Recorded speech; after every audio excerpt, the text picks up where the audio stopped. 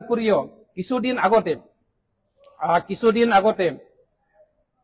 কাৰ্বি আংলঙত আপোনালোকে জানে যে অসমৰ ডেপুটি স্পিকাৰ ডক্টৰ নমল মমিলে যে কাৰ্বি আংলঙৰ 244A যিটো ধাৰা আছে এই ধাৰাটোত কাৰ্বি আংলঙৰ জনসাধাৰণে কাৰ্বি জনগোষ্ঠীসকলে অদীৰ্ঘ বছৰ ধৰি তেওঁলোকে আন্দোলন কৰি আছে এই আন্দোলনটো ভেঙুজালি কৰি পেলাই আসলতে ডক্টৰ নমল মমিলে কি কৈছে তেখেতে কৈছে যে 244 কাৰ্বি আংলঙত আসলতে কিয় লাগে তেখেতে কৈছে যে 244ত যিখিনি সুবিধা পাব লাগে তাতকৈ বৰ্তমান বিজেপি গভৰ্ণমেণ্টে ডক্টৰ হেমন্ত বিশ্ব শৰ্মাৰ নেতৃত্বত তেখেতসকলে বেছি পাই আছে যে ইঞ্জিনিয়াৰিং কলেজ পাইছে মেডিকেল কলেজ পাইছে অন্যান্য বাজেট কৰাৰ যি সুবিধা পাইছে এইটো কথা নহয় সাংবিধানিক যি প্ৰাপ্য যি অধিকাৰ এই অধিকাৰৰ পৰা বঞ্চিত হোৱাৰ কাৰণে সেই অঞ্চলৰ জনগোষ্ঠীয় কাৰ্বি মানুহখিনি যি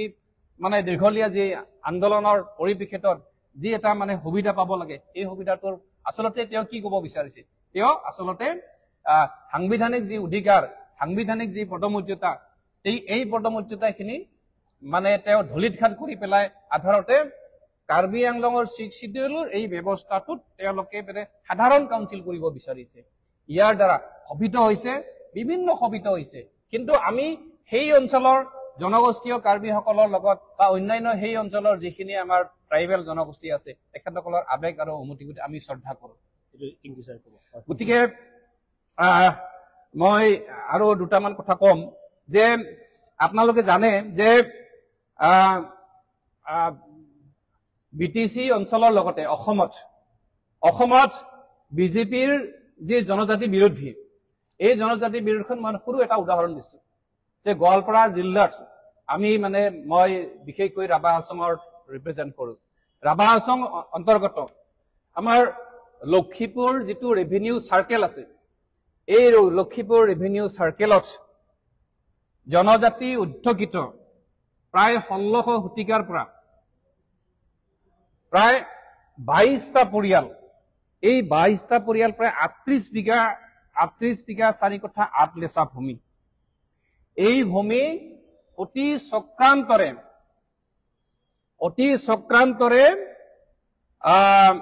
অসম চৰকাৰৰ এপিডিএছএলৰ চেয়াৰমেন ডক্টৰ প্ৰকাশ কাশ্যপে তেখেতসকলৰ ভূমিত তেখেতসকলৰ যিটো মানে সদীৰ্ঘ দিন তাতে আছিল এটা মানে ৰায়তি ব্যৱস্থাত আছিল এই ৰায়তি ব্যৱস্থাত থকা ভূমিটো ডক্টৰ প্ৰকাশ কাশ্যপে তেখেতৰ নামজাৰি কৰি লয় অত্যন্ত দুৰ্ভাগ্যজনক কথা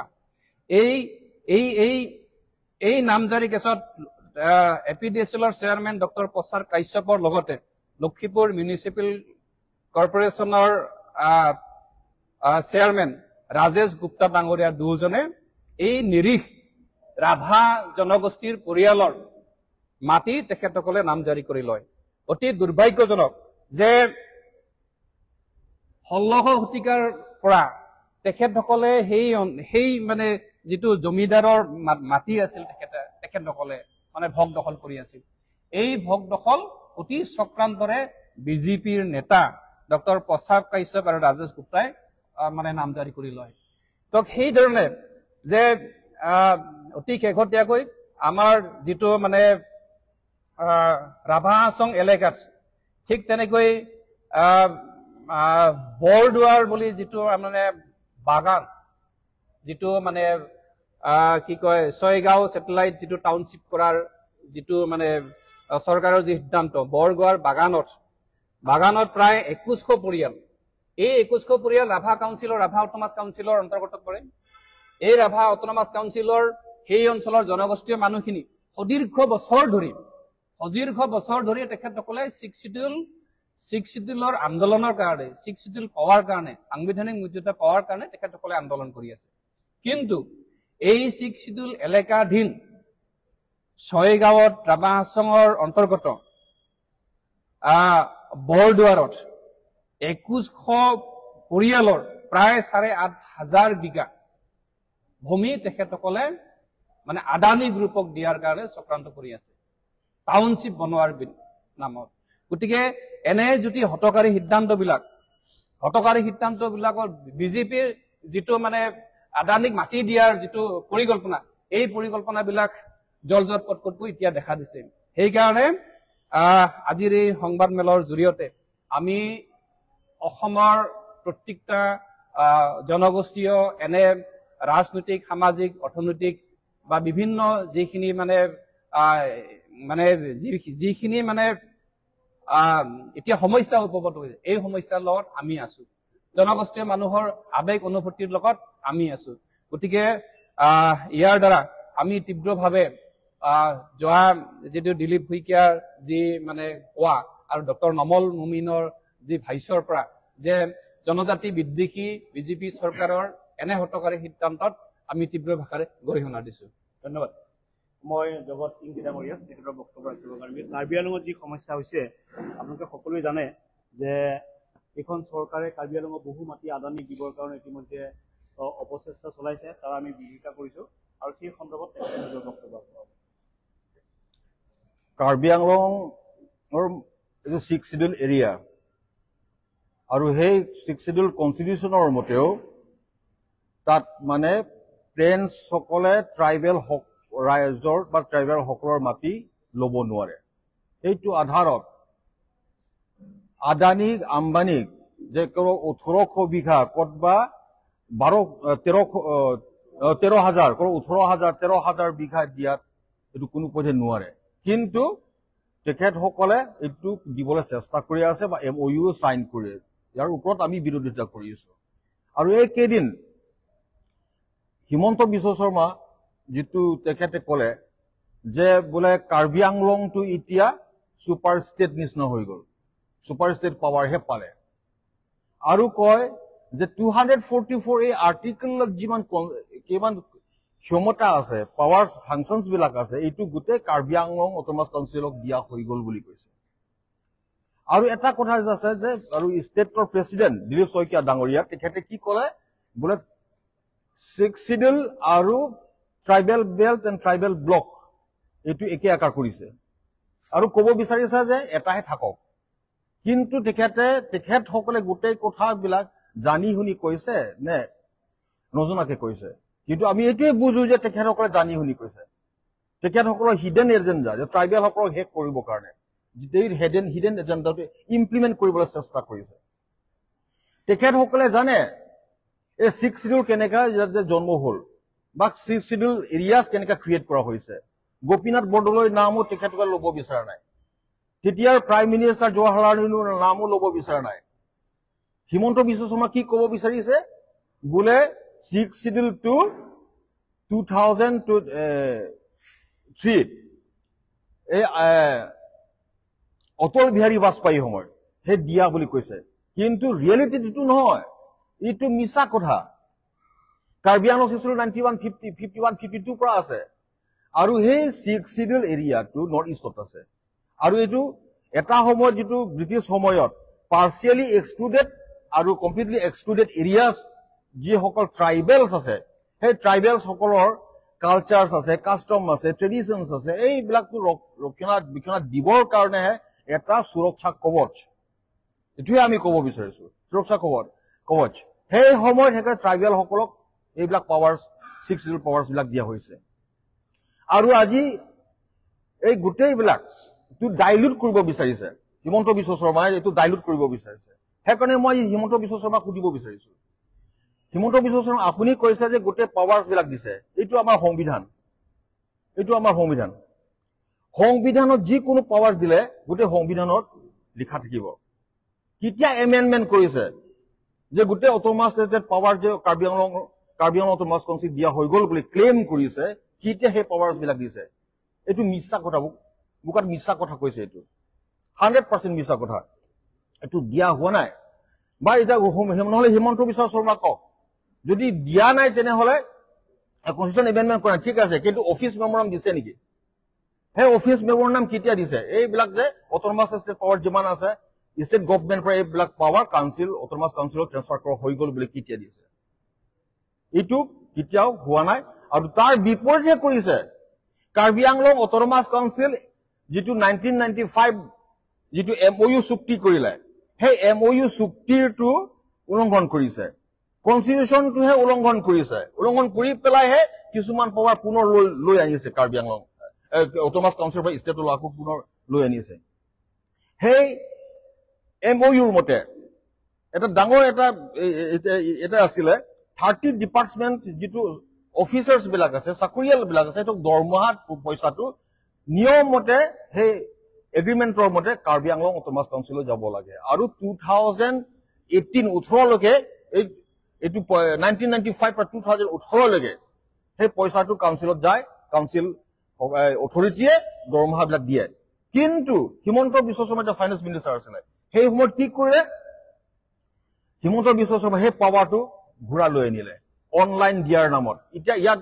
ষ্টেটৰ পৰাহে ডাইৰেক্ট অনলাইন দিয়ে এইটো ডাইৰেক্ট এইটো MOU উলংঘন কৰিছে সেইকাৰণে আমি কৈছো হিমন্ত বিশ্ব শৰ্মা এন্টি ট্ৰাইবেল হয় ট্ৰাইবেল সকলৰ মাটি চেছ কৰিব বিচাৰিছে আৰু আমাৰ ট্ৰাইবেল সকলৰ যিটো SD ট্ৰাইবেল সকলৰ যিটো পাৱাৰ্ছ এই কাউন্সিলৰ যিটো ক্ষমতা সেইটো পুনৰ বেকডোৰ পৰা পুনৰ ঘূৰাই ল'ব বিচাৰিছে বা আনিলেই সেইকাৰণে আমি কৈছো হিমন্ত বিশ্ব শৰ্মা এইটো এন্টি ট্ৰাইবেল হয় আৰু এটা কথা মই ক'ব বিচাৰিছো এটা কথা মানে দিলীপ শইকীয়া সোণোৱাল যে কৈছে একে আকাৰ কৰিব বিচাৰিছে কিন্তু তেখেতৰ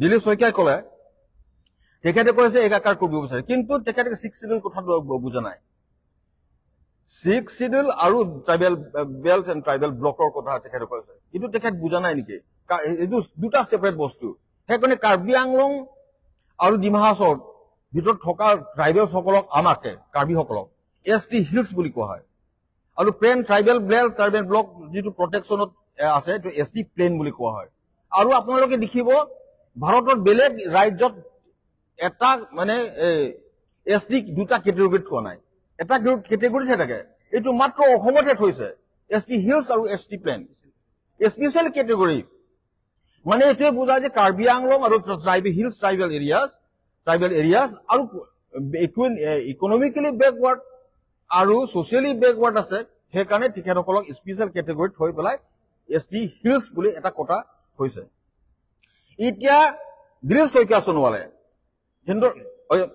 কৈ থৈছো ভুল কৰে Dilip Saikia state BJP state president এইটো ক'ব বিচাৰিছে বা এইটো মানে ট্ৰাইবেল সকলৰ যিটো অধিকাৰ যিটো ৰাইটটো এইটো নাইকিয়া কৰিব বিচাৰিছে জেনেৰেলাইজ কৰিব বিচাৰিছে সেইটো কোনো পধ্যে আমি হিলছ ট্ৰাইবেল সকলে মানিব নোৱাৰো কেৱল কাৰ্বি নহয় কাৰ্বি আংলং ৰাইজে কোনো পধ্যে এইটো আমি মানিব নোৱাৰো Thank you, MP Sahab.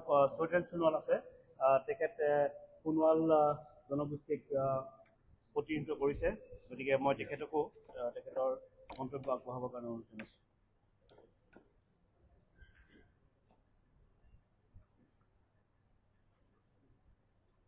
ধন্যবাদ সকলোকে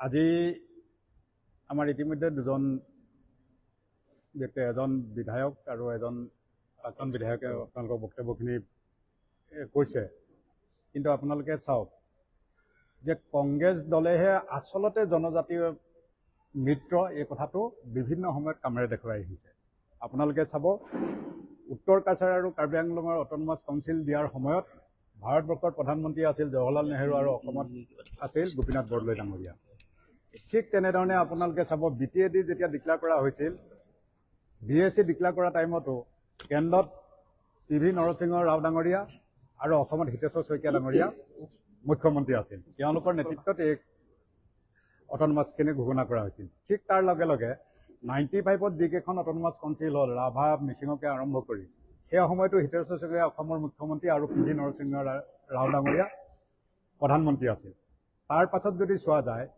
2005 চনত সোণোৱাল অট'নমাছ কাউন্সিল ঠেঙাল দেউৰিকা আৰম্ভ কৰি যিমানখিনি অট'নমাছ কাউন্সিল জনজাতিসকলৰ কাৰণে দিলে এইখিনিও কিন্তু কংগ্ৰেছৰ দিনতে হৈছে সেই সময়ত মনমোহন সিং ডাঙৰীয়া ভাৰতবৰ্ষৰ প্ৰধানমন্ত্ৰী আৰু অসমৰ মুখ্যমন্ত্ৰী হিচাপে তৰুণ গগৈ ডাঙৰীয়াই এই জনজাতিসকলক এই সুবিধাখিনি প্ৰদান কৰিছে কাৰণ ইয়াৰ দ্বাৰা এইটো কথাই দেখাইছিল যে কংগ্ৰেছ দলে সকলো জাতি জনগোষ্ঠীক সমানে আগুৱাই নিয়াৰ কাৰণে যি চৰকাৰৰ দায়িত্ব এই দায়িত্ববোধ পালন কৰিবৰ কাৰণে তেওঁলোকে সকলোকে এই সা সুবিধাখিনি ব্যৱস্থা কৰিছিল কিন্তু আজি এটা কথা আমি অতি দুৰ্ভাগ্যৰ সৈতে ক'ব লাগিব যে বিজেপি চৰকাৰখন যেতিয়াৰ পৰাই শাসনত অধিষ্ঠিত হ'ল তেতিয়াৰ পৰাই তেওঁলোকে জনজাতি বিৰোধী কাম কাজত লিপ্ত হৈছে ইতিমধ্যে উদাহৰণ হিচাপে কৈছে যে ট্ৰাইবেল বেল্ট এণ্ড ব্লকসমূহ তেওঁলোকে প্ৰটেকশ্যনটো উঠাই দিয়াৰ পাছত ইয়াত কেনে এটা পৰিৱেশৰ হ'ব সেই কথাটো নিশ্চিত ৰূপত আমি আগৰ পৰিৱেশবিলাকৰ পৰা অনুধাৱন কৰোঁ। আমি এটা কথা দেখিছোঁ যে ভূমিপুত্ৰ জনজাতিসকলে যদি অসমত থাকিব নোৱাৰে ভাৰতবৰ্ষৰ কোন জেগাত তেওঁলোকে প্ৰতিষ্ঠা কৰিব পাৰিব।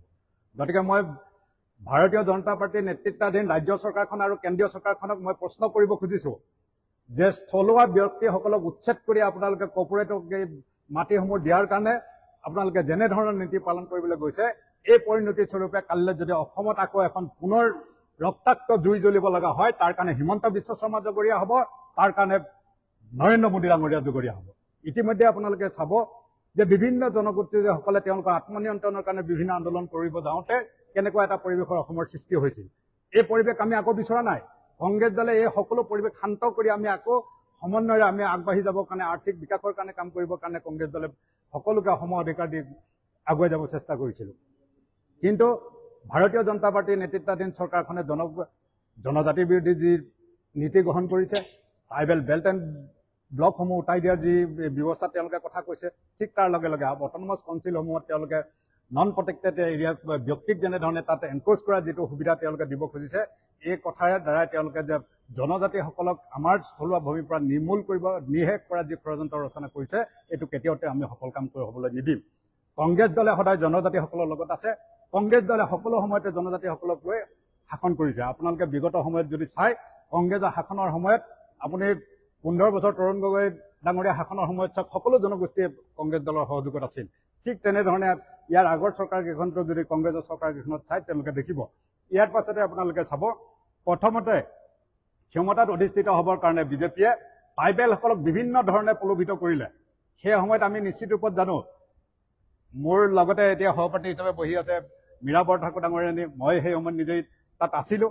সেই সময়ত তেওঁলোকে বিভিন্ন ধৰণে প্ৰলোভিত কৰিছিল আৰু ট্ৰাইবেলসকলক তেওঁলোকে প্ৰলোভিত কৰিবৰ কাৰণে সৰ্বানন্দ সোণোৱাল ডাঙৰীয়াক মুখ্যমন্ত্ৰী প্ৰজেকশ্যন কৰি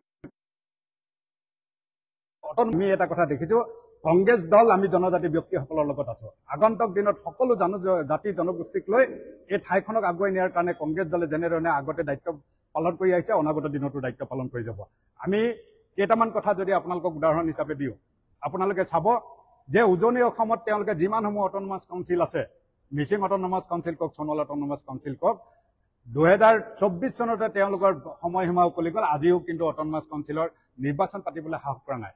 তেওঁলোকে এবাৰ এক্সটেনশ্যন কৰিলে 6 মাহ, তাৰ পাছত গ'ল আকৌ নেক্সট এক্সটেনশ্যন কৰিলে।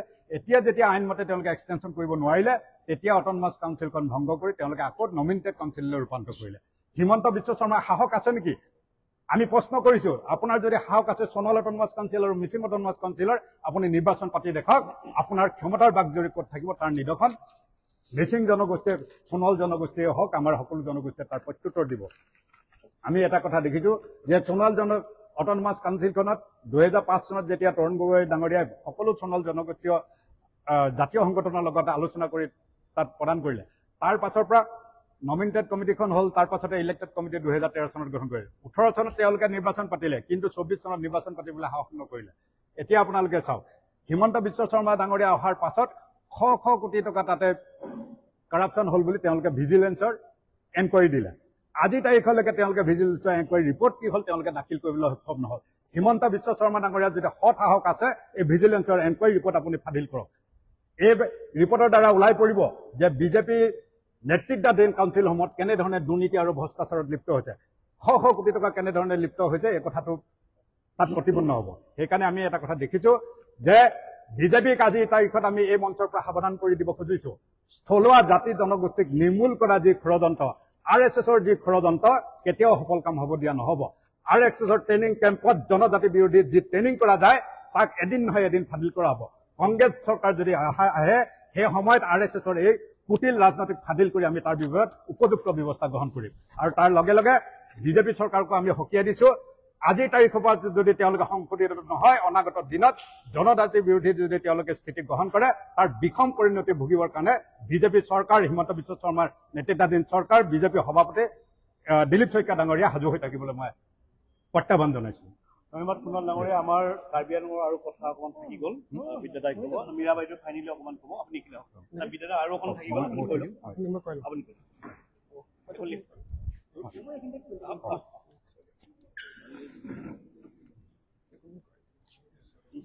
অলপ চেঞ্চিটিভ সেইকাৰণে আমি সকলোৰ দ্বাৰা তেখেতে কৈ লওক তাৰপিছত হ'ব। আচলতে আমাৰ কাৰ্বি আংলঙৰ মাননীয় এক্স MLA যিখিনি কথা কৈছে এইখিনি মোৰ দুটা অকণমান দোহাৰাব বিচাৰিছোঁ। কথাটো এনেকুৱা হ'ল আমাৰ অসমৰ যিটো উপাধ্যক্ষ ডক্টৰ মুমিনে কৈছিলে এটা কথা যে আৰ্টিকল 244A দিয়া প্ৰয়োজন নাই, সদ্যহতে অট'নমাছ কাউন্সিলে যিখিনি পাৱাৰ পাই আছে অট'নমাছতকৈ বেছি পাৱাৰ পাই আছে বুলি কৈছে। কিন্তু প্ৰথম কথা সেইটো আমি আমাৰ কংগ্ৰেছৰ তৰফৰ পৰা আমি গৰিহণা দিছোঁ। আৰু এটা কথা মই ক'ব বিচাৰিছোঁ যে ছুপাৰষ্টাৰ বুলি কওঁতে তেওঁ কৈছে কি তাত তেওঁলোকে কিবা মেডিকেল কলেজ দিছে আদি কিবা এটা উদাহৰণ দি আছে, কিন্তু এইটো পৰ্যাপ্ত নহয়। যিমানে পাৱাৰ নিদিয়ক কিন্তু অট'নমাছত 6 শিডিউল যিমানে পাৱাৰ নহওক। ইতিমধ্যে প্ৰায় 3টামান কিন্তু হ'ল বুজা পৰা এনেকৈ চুক্তি হৈ গ'ল। আগত SGCৰ লগত UPDSৰ লগত তাৰপিছত 6টা যিটো সন্ত্ৰাসবাদী সংগঠন আছে তেওঁলোকৰ লগত, কিন্তু আজি পৰ্যন্ত তেওঁলোকে যিখিনি পাৱাৰ দিব লাগিছিলে সেই যিটো এগ্ৰিমেণ্ট আছিলে সেইটো মতে দিয়া হোৱা নাই। SGCৰ লগত যিটো এটা চুক্তি আছিলে MOU তাত অট'নমাছ কাউন্সিলক মোৰ পাৱাৰ দিয়া হৈছে, 30টা ডিপাৰ্টমেণ্ট দিয়া হৈছে, কিন্তু আজি তাৰিখলৈকে সেই 30টা ডিপাৰ্টমেণ্টৰ 4টা ডিপাৰ্টমেণ্ট এতিয়ালৈকে দিয়া হোৱা নাই। চেল টেক্স দিয়াও হোৱা নাই, ট্ৰান্সপৰ্ট দিয়া হোৱা নাই, এক্সাইজ দিয়া হোৱা নাই, তাৰপিছত এটা আছে এইটো প্ৰিণ্টিং এণ্ড ষ্টেচনাৰী এইটো দিয়া হোৱা নাই। এতিয়া কি পাৱাৰ দিয়া হ'ল? আৰু আগত আমি যেতিয়া আছিলোঁ মই আছিলোঁ প্ৰায় 10টা বছৰ, মই এডুকেশ্যন ডিপাৰ্টমেণ্টত আছিলোঁ, তেতিয়া আমি অট'নমাছ কাউন্সিলে লেকচাৰাৰ পৰ্যন্ত আমি এপইণ্টমেণ্ট দিব পাৰিছিলোঁ। মই দিছিলোঁ প্ৰায় 12গৰাকী ব্যক্তি মই এপইণ্টমেণ্ট দিছিলোঁ, কিন্তু আজি সেই এপইণ্টমেণ্ট দিবলৈ নাই। এতিয়া কি অট'নমাছ কাউন্সিলে 3rd গ্ৰেডলৈকেও দিব নোৱাৰে। এতিয়া অসম চৰকাৰে কি কৰিলে, অসম চৰকাৰে SU এটা লগাই দিলে, SU মানে ষ্টাফ ইনস্পেকশ্যন ইউনিট, সেইটো লগাই দিলে। এইটো লগাই দিয়াৰ পিছত অট'নমাছ কাউন্সিলে যেতিয়া এপইণ্টমেণ্ট দিব বিচাৰে তেওঁলোকে ইয়াত অসম চৰকাৰৰ পৰা পাৰ্মিশ্যন ল'ব লাগিব, দিব পাৰিব নে নাই পাৰ্মিশ্যন ল'ব লাগিব, এনেকুৱা এটা ব্যৱস্থা কৰিছে। এতিয়া কি পাৱাৰ দিয়া হ'ল? এতিয়া হিমন্ত বিশ্ব আহি পেলাই তাত কৈছে আমাক জিকাই দিয়ক, জিকাই দিয়াৰ লগে লগে SU আমি বম্বুটো পেলাই দিম। এই বম্বুটো আজিলৈকে পেলাই দিয়া হোৱা নাই, এতিয়া আজিলৈকে বাহাল ৰাখিছে। এতিয়া কি তেওঁলোকে কৈছে যে আমি পাৱাৰ দি আছোঁ, এইটো কেনেধৰণৰ পাৱাৰ? তেওঁ পাৱাৰবিলাক লৈহে আছে। অলপ আগতে কৈছে আচলতে আমাৰ 6 শিডিউলৰ ইনহেৰেণ্ট ছাবজেক্ট আছে, ধৰি লওক আমাৰ লেণ্ড ইনহেৰেণ্ট ছাবজেক্ট, ফৰেষ্ট ইনহেৰেণ্ট ছাবজেক্ট, তাৰপিছত প্ৰাইমেৰী ৰিচোৰ্চ যিটো আছে এইটো ইনহেৰেণ্ট ছাবজেক্ট আছিলে। ইনহেৰেণ্ট ছাবজেক্ট আছিলে যিমান তাত আমাৰ এমপ্লয়িজ হয় অট'নমাছ কাউন্সিলে নিজে তাত এপইণ্টমেণ্ট দিয়ে, দিয়াৰ পিছত নিজে চেলাৰিও দিয়ে, দৰমহাও দিয়ে। যিমান টকা দৰমহাৰ হ'ব অসম চৰকাৰ তালৈ পঠিয়াই দিয়ে, তেওঁলোকে অট'নমাছ কাউন্সিলৰ দৰমহাবোৰ দিয়ে। এতিয়া কি হ'ল ব্যৱস্থাটো কৰিছে, এতিয়া ই অনলাইন বিল পোৱাৰ লগে লগে গোটেইখিনি প্ৰাইমেৰী ডিপাৰ্টমেণ্টৰ যিমান কিবা হ'ল এমপ্লয়িজ হ'ল চব এতিয়া অসম চৰকাৰৰ হ'ল। এতিয়া যিটো অনলাইন চিষ্টেম কৰিছে আমি মানিছোঁ বাৰু, ঠিক আছে অনলাইন চিষ্টেম, তো অট'নমাছ কাউন্সিলক টকা দিয়াৰ পিছত অট'নমাছ কাউন্সিল অনলাইনত পে'মেণ্ট দিব নোৱাৰে নেকি? এইটো ব্যৱস্থা কিয় কৰি দিয়া নাই? তেওঁলোকে এইটো কৈছে যে আমি পাৱাৰ দি আছোঁ, কিন্তু পাৱাৰ আমাৰ পৰা কোনে লৈ আছে, এপইণ্টমেণ্ট দিব নোৱাৰা হৈ গ'ল। আৰু লগতে আছে এতিয়া এই প্ৰাথমিক যিটো শিক্ষাটো এতিয়া অসম চৰকাৰৰ অধীনত দৰমহা দিয়ে ইয়াৰ পৰা, আৰু SI লগাই দিছে। গতিকে এইখিনি আৰু এতিয়া গৈ কি কৈছে নহয়, আমাৰ যিটো ইনহেৰেণ্ট ছাবজেক্ট আছিলে ভূমি, এতিয়া ভূমিটো তেওঁলোকে এতিয়া আমাৰ 6 শিডিউল আণ্ডাৰত যিখিনি আমাৰ কিবা আছে এইটো ট্ৰাইবেলসকল আছে, ট্ৰাইবেলসকলৰ অধিকাৰটোকে এটা খৰ্ব কৰিব বিচাৰিছে। এতিয়া আমাৰ ভূমি তেওঁলোকে হস্তগত কৰিব বিচাৰিছে। চাওক এই উদাহৰণস্বৰূপে আমাৰ চিফ মিনিষ্টাৰৰ নিৰ্দেশত আমাৰ যিটো অট'নমাছ কাউন্সিলৰ বৰ্তমান CM তুলৰাম ৰহং ডাঙৰীয়াই কি কৰিছে, আমাৰ যিটো অধিকাৰ আছিলে মাটি কাক দিয়া নিদিয়াৰ কথাটো লৈ, কিন্তু চিফ মিনিষ্টাৰৰ কথা লৈ পেলাই কি কৰিলে অলপ আগতে কৈছে এতিয়া চলাৰ প্ৰজেক্টৰ কাৰণে আদানীক দিয়া হৈছে প্ৰায় 18,000 বিঘা মাটি, আৰু আম্বানীক দিবলৈ গৈ আছে প্ৰায় 13,000 বিঘা মাটি, আৰু এনেকৈ পাম যিটো আছিলে পাম অইলৰ যিটো আছিলে খেতিৰ কাৰণে প্ৰায় 1,22,000 বিঘা মাটি দিবলৈ গৈ আছে, ক'ৰবাত অলপ অলপ কৰি পেলাই দিবলৈ গৈ আছে। এনেকে যদি সাপোজ দিয়া হয় তেতিয়া কাৰ্বি আৰু মাটি থাকিব নেকি? খিলঞ্জীয়াৰ মাটি আমি আচলতে যেটো আমাৰ ইনহেৰিটেড সাবজেক্ট আছিলে, কিন্তু আমাৰ খিলঞ্জীয়াসকলেও পায়, অকল ট্ৰাইবেল সকলে নহয়, খিলঞ্জীয়াসকলেও পায়। কিন্তু আমাৰ মাটি খিলঞ্জীয়াসকলে পাব যিসকলে আমাৰ লগত আছিলে, অট'নমাছ যেতিয়া ক্ৰিয়েট কৰিছিলে, যেতিয়াৰ পৰা আমাৰ লগত আছিলে, এই তেওঁলোকে পাই আছে। কিন্তু তাৰ বাহিৰে আমি বিদেশীক দিব নোৱাৰো।